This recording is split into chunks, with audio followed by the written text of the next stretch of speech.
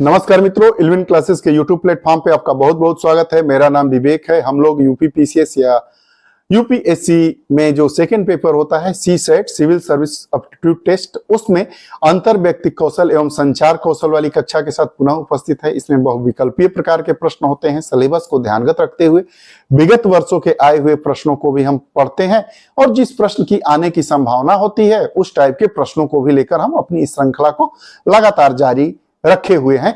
तो आइए, यह हमारी 7वीं कक्षा है, प्रैक्टिस पेपर 7। आइए बात कर लेते हैं।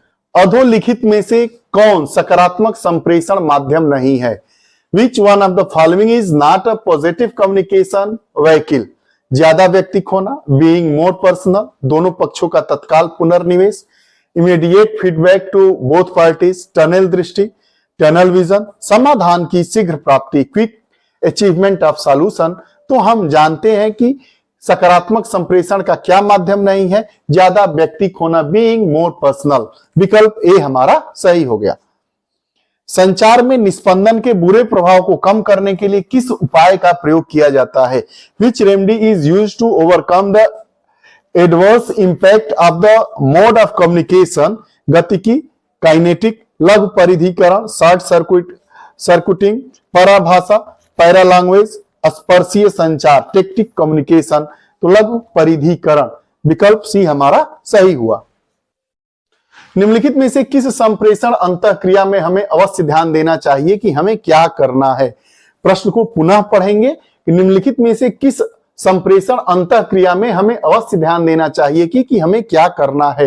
इन which of the following we must look towards making what we should do in a communication interaction? संरचनात्मक नियम, कंस्ट्रक्टिव रूल, संगठनात्मक नियम, कंस्टिट्यूटिव रूल, वियोजक नियम, डिसजंक्टिव रूल, नियामक नियम, रेगुलेटिव रूल। तो हम जानते हैं नियामक नियम, विकल्प डी हमारा सही हुआ। अगला, संचार प्रक्रिया में निम्नांकित में से कौन सा चरण पहले आता है? In the communication process which of the following steps occurs first? संचारण, ट्रांसमिटिंग, समझाना, अंडरस्टैंडिंग, कूटानुवाद, डिकोडिंग, कूटलेखन, इनकोडिंग। तो हम जानते हैं कि कूटलेखन जो होता है संचार प्रक्रिया में सबसे पहला चरण होता है कूटलेखन का। समानुभूति के लिए निम्नलिखित में से कौन सही है? For empathy which of the following statement is are true? सहानुभूति, समानुभूति दोनों समान है। Empathy and sympathy both are equal. दूसरों में, व्यक्ति में दूसरों की भावनाओं को समझना समानुभूति है। The ability of the person to understand the feeling of others is called empathy. हमारा केवल विकल्प एक सही है कि समानुभूति और सहानुभूति दोनों समान है। विकल्प एक हमारा सही है। अगला प्रश्न, निम्नलिखित में से कौन उस कौशल को स्पष्ट करता है जो अंतःक्रिया एवं संप्रेषण को सुगम बनाता है? Which one of the following explains the skill that facilitates interaction and communication with others? प्रबंधकीय कौशल, मैनेजरियल स्किल, सामाजिक कौशल, सोशल स्किल, संबंध परक कौशल, रिलेशनल स्किल, प्रत्यायक कौशल, परसुएसिव स्किल। तो हम जानते हैं इसका विकल्प सामाजिक कौशल हुआ। हमारा विकल्प भी सही हुआ। अगला प्रश्न, निम्नलिखित में से किसका प्रयोग अंतर व्यक्तिक संबंध व्यक्त करने में नहीं किया जाता है? निम्नलिखित में से किसका प्रयोग अंतर व्यक्तिक संबंधन व्यक्त करने में नहीं किया जाता है? Which one of the following is not used to denote interpersonal relations? लोक कौशल, पीपुल स्किल, मृदु कौशल, सॉफ्ट स्किल, जीवन कौशल, लाइफ स्किल, संगठनात्मक कौशल, ऑर्गेनाइजेशनल स्किल। तो हम इसका विकल्प डी जानते हैं, संगठनात्मक कौशल। अगला, औपचारिक दिशा निर्देश एवं प्राधिकार पदानुक्रम संचार के किस प्रकार के उदाहरण है? Formal guidelines and authority hierarchy are examples of which functions of communication? नियंत्रण, संगठन, समझौता, सूचना। तो हम जानते हैं कि औपचारिक दिशा निर्देश एवं प्राधिकार पदानुक्रम संचार के नियंत्रण प्रकार के उदाहरण है, कंट्रोल के। Formal guideline and authority hierarchy are example of control. विकल्प ए हमारा सही हुआ। संचार में सबसे महत्वपूर्ण शब्द हैं एवं। दो शब्द कौन कौन से हैं?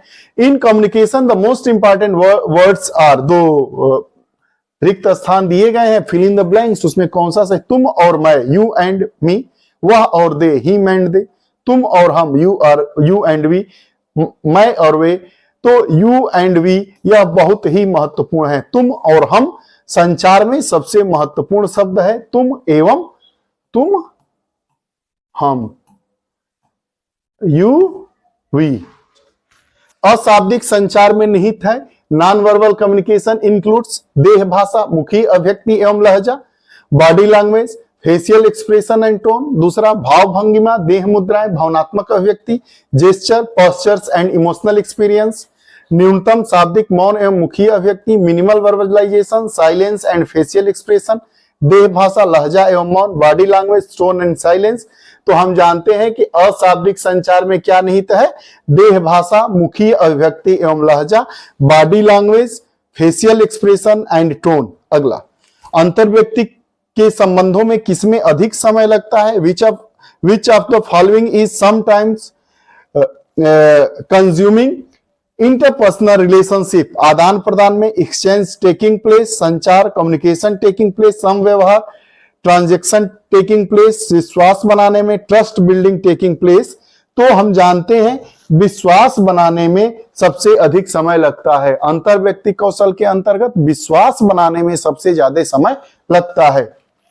अंतर्व्यक्तिक एवं संचार कौशल से जुड़ी हुई कक्षा आपको हमारी कक्षाएं कैसी लगती है? कृपया कमेंट बॉक्स में अपने विचार जरूर दें। अगर आप हमारे नए पाठक, नए दर्शक हैं तो कृपया चैनल से जुड़े और मित्रों तक शेयर करें। पुनः नई कक्षा के साथ उपस्थित होंगे, तब तक के लिए बहुत बहुत धन्यवाद। नमस्कार।